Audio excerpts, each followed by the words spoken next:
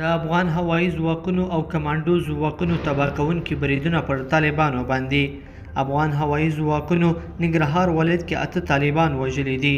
افغان ځواکونو د ننګرهار ولایت په شیرزاد ولسوالۍ کې پر طالبانو هوایي برید ترسره کړی چې په پایله کې 8 تنه وژلي او 2 نور ټپیان کړي دي. ملي دفاع وزارت څخه په خپره شوې خبرپاڼه کې راغلي چې په یادو بریدونو کې د طالبانو یو شمېر وسلې او مهمات هم له منځه تللي دي.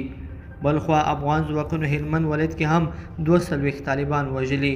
افغان ځواکونو د هلمند ولایت مرکز لښکرګاه کې پر طالبانو سخت عملیات ترسره کړي چې په پایله کې 42 تنه وژلي او 6 نورې ټپیان کړي دي. له ملي دفاع وزارت څخه په خپره شوې خبرپاڼه کې راغلي دي چې افغان ځواکونو په یادو بریدونو کې د طالبانو وسلې او مهمات هم له منځه وړي دي.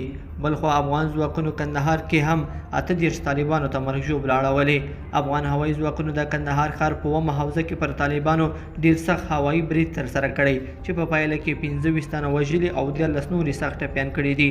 ملي دفاع وزارت څخه په خپره شوې خبرپاڼه کې راغلي چې په یاد برید کې د طالبانو یو شمېر وسلې او مهمات هم له منځه وړل شوي دي.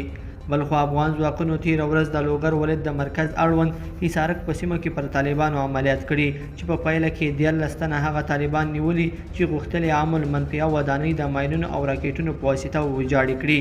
ملي دفاع وزارت څخه په خپره شوې خبرپاڼه کې راغلي چې له نیول شوو طالبانو څخه یو شمېر ماینونه او وسلې هم د افغان ځواکونو لاسته ورغلي دي.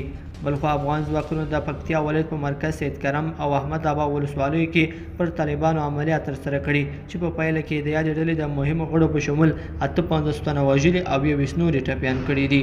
لیدونکو په دې هیله چې دا مطلب به مو راسره تر پایه پورې لیدلی وي. که مو دغه ویډیو خوښه شوې ویډیو لایک کړئ سره او چینل سبسکرایب کړئ. تر بلې ویډیو پورې ښه وخت.